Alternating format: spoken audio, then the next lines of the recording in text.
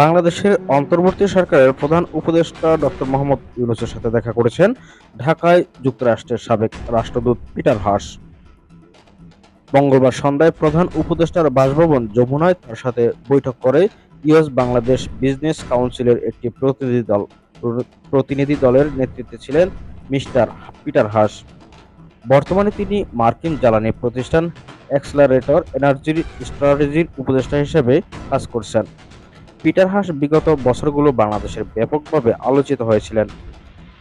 বিশেষ করে রাজনীতির অঙ্গনে তাকে নিয়ে আলোচনা ও বিতর্ক ডালপালা মেলেছিল।